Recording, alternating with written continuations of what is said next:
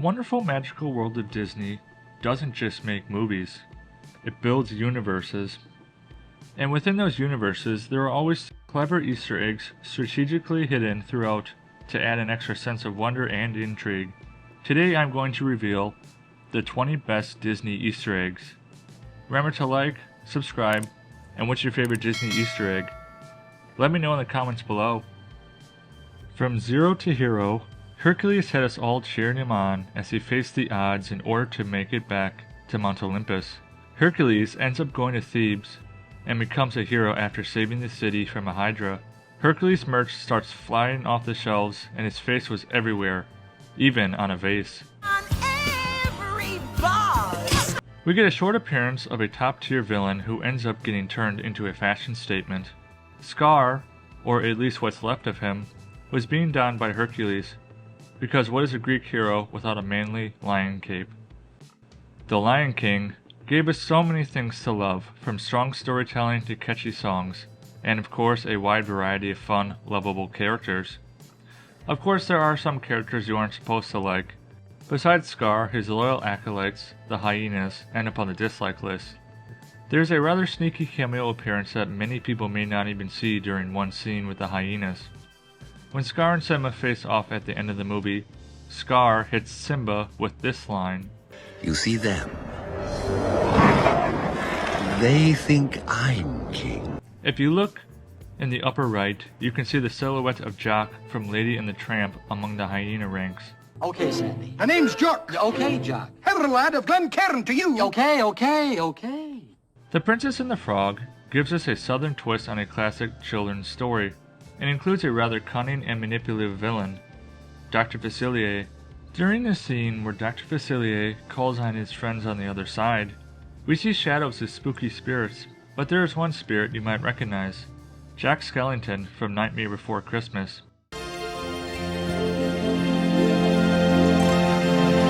It makes total sense for Jack to show up in this scene, considering Dr. Facilier is talking about friends who are no longer alive.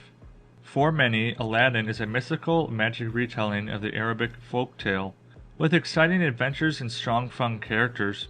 One character steals the spotlight every time, and that is Genie, voiced by the late great Robin Williams. For many, Genie is the best part of Aladdin, with all of his quips and jokes, but during the scene where he is trying to find the instructions on how to make Aladdin a prince, we get a very quick cameo appearance by a crustacean with an accent.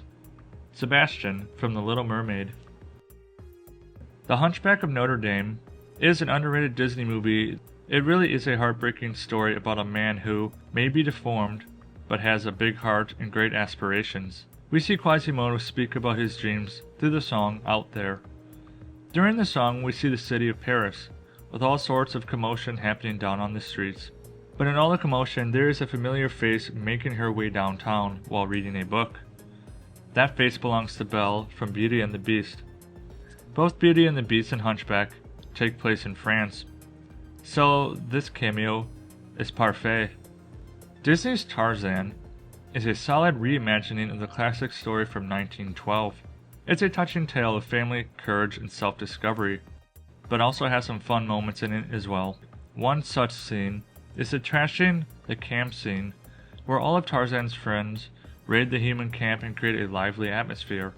There's a piece of kitchenware that Turk is banging on that you might recognize. Mrs. Potts, the vivacious teapot from Beauty and the Beast. Mrs. Potts is no stranger to big musical numbers. This Disney movie not only started off the Renaissance era of Disney, but renewed a 40-year hiatus of princess-focused movies. The Little Mermaid's catchy songs, vibrant animation, and an unforgettable heroine brought Hans Christian Andersen's classic to life. This timeless love story still resonates with people today. Near the end of the movie, during Eric and Vanessa's wedding, when chaos and calamity break out, we see two familiar guests in the background reacting to what is happening. The King and the Duke from Cinderella. Take a look at that, you pompous windbag. Seeing as most of the guests at that wedding are most likely royalty, it would make sense that the king was invited. Aladdin features a couple fun Easter eggs hidden throughout the movie. We know about Sebastian the Crab making an appearance thanks to the magic of the genie. But here's another neat little Easter egg strategically placed in this movie. During the scene where the Sultan is playing with his royal toys, we see Beast from Beauty and the Beast as a trinket in his toy tower. Unfortunately, thanks to a certain Grand Vizier, the Sultan's tower of toys comes crashing down. Brother Bear is a severely underrated Disney film filled with important messages and hard lessons to be learned. This movie really does something to your soul. One integral theme conveyed throughout the movie is family, and we see this through the brothers Kenai, Denahi, and Sitka. Even though Sitka isn't in the film for a very long time, there are still some great scenes with him. One of the scenes is a more lighthearted part of the movie, and there's a fishy Easter egg that is hard to spot if you don't know where to look.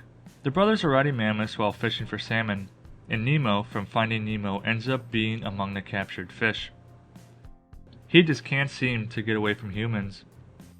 Oliver and Company takes the well-known story of Charles Dickens' Oliver Twist and gives it a little more pep and energy. Oliver is an orphan cat looking for a family and ends up falling into a family of dogs, led by Dodger, a carefree, rebellious canine who is voiced by acclaimed singer-songwriter Billy Joel.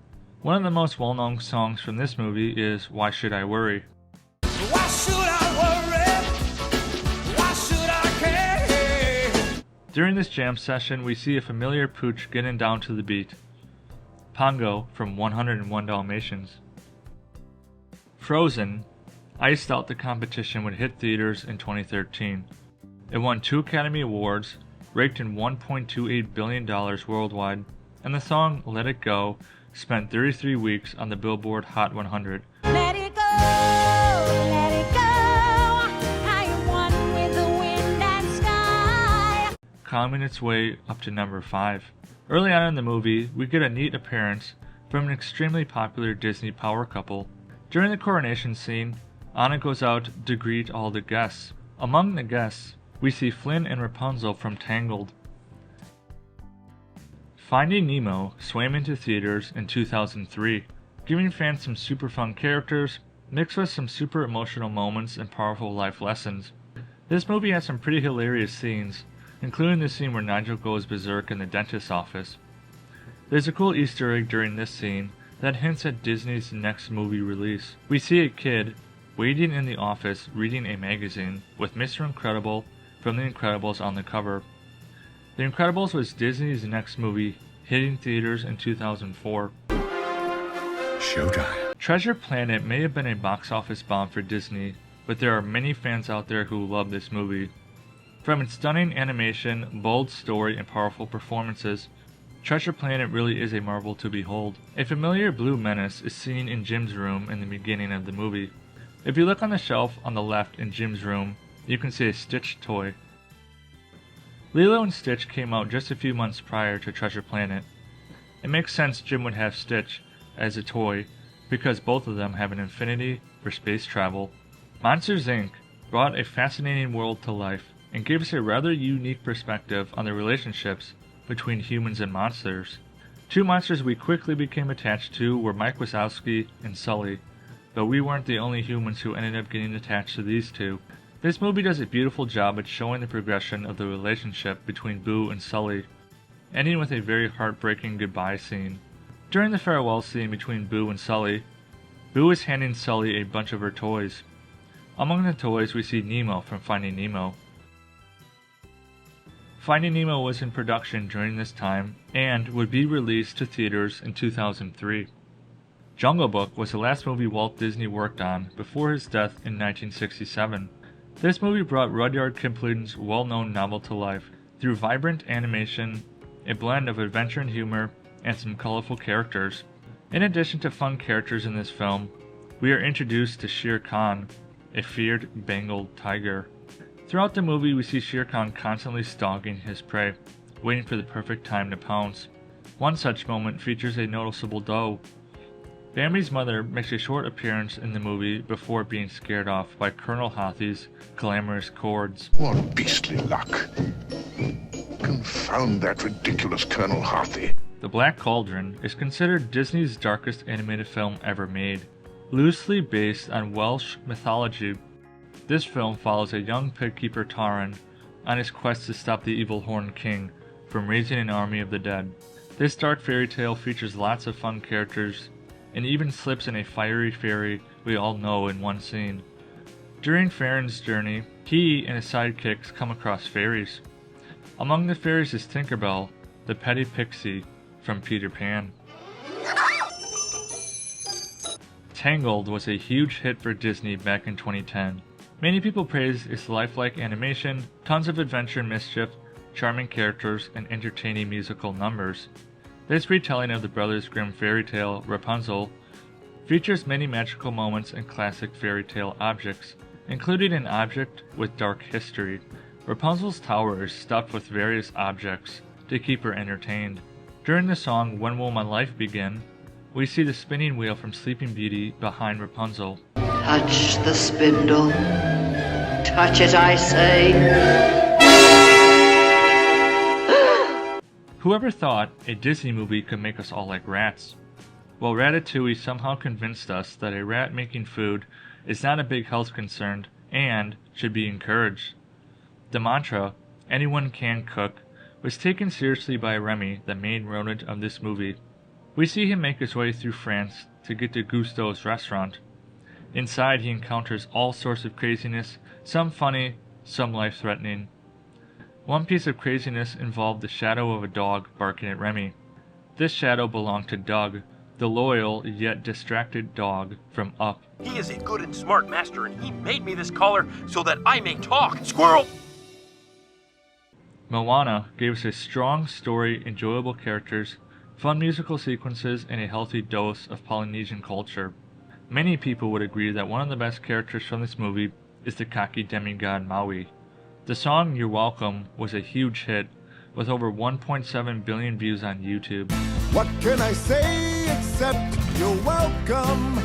During Maui's musical melody, he's bragging about all the great things he has done. During one point in the song, we see a wall with a bunch of fish painted on it. Among the fish is a familiar flounder. Flounder from The Little Mermaid. You big bully! And at number 1, Lilo and Stitch, a movie that gave us some island culture, fun characters, and a strong sense of Ohana. We see this on display through Nani's tireless efforts to provide for her family. There's a neat Easter egg hidden in Nani's room that pays homage to another woman who wanted to provide for her family. There's a poster of Mulan hanging above Nani's bed. Both women showcase what it looks like to be bold, courageous, and self-sacrificing. Well, there it is. The 20 best Disney Easter eggs. I hope you learned something new. Remember to like and subscribe. See you soon.